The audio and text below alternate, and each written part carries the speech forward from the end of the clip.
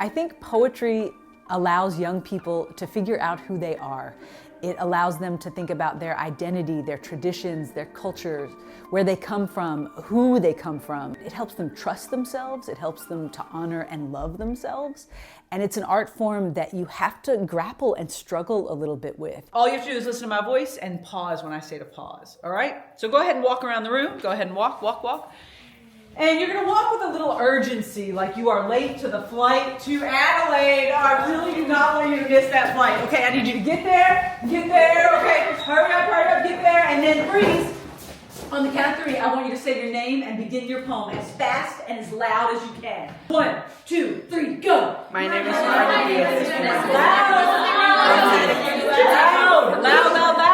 It's a poetry club after school every Tuesday, and we have this really awesome leader, Ellen. She hypes us up all the time. Like, she makes us feel good about ourselves. She makes us feel confident. When I'm writing, I'm not always like 100% sure what I'm gonna write.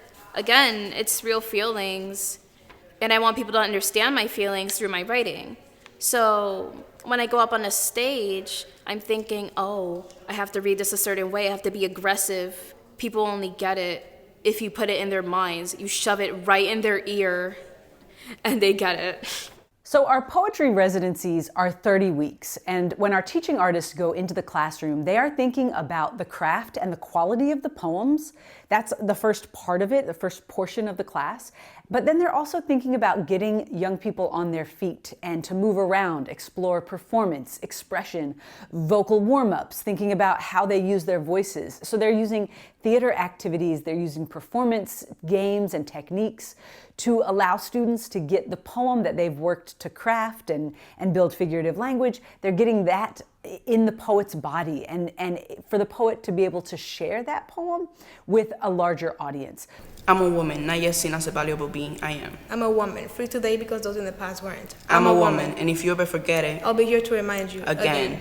Giving 1 step forward for those who come in the future. And 3 steps back for those who risk theirs for hours. At first, we were stuck. Like, we took like 10 minutes to actually think, but we just wrote whatever came to our mind. And then we just came up with different, let's say, stanzas. And we just kept writing and writing, and then we kind of put it together, like we edited it, basically, with the idea of women inequality. Helen gives us a prompt to talk about. We talked about our country. We talked about describing your day-to-day life. We've talked about something that you like. We made a poem about something that makes you passionate, because I remember mine was playing the piano, and hers was playing softball. And she gives us one to like make us brainstorm and think of the things that make us passionate to write about. And it's funny because we all like have different ideas, but the poems are like, they don't look alike, but they like connect with each other. I think about my own upbringing as an artist. I was informed by these mentors and guides, teachers who were showing me that I could be vulnerable and take risks in my writing. They told me to write about my heritage, my ancestors, write about who I was and my identity, even if I was grappling with those things. And I think of teaching and the classrooms at DreamYard as a total dialogue. I'm learning from them, they're learning from me, they teach me new things, I hopefully teach them new things.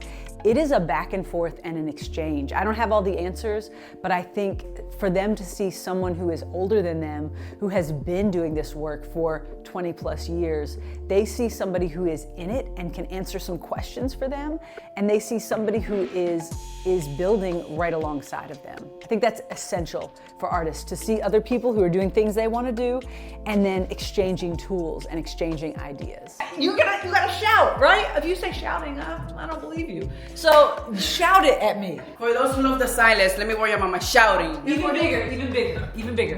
Yes. Damn. And slow it down. For those who, because it's a great line. For those who love pause, let me warn you about my shouting. Let's hear it again. Go, big. For those who love the silence, let me warn you about my shouting. Yes.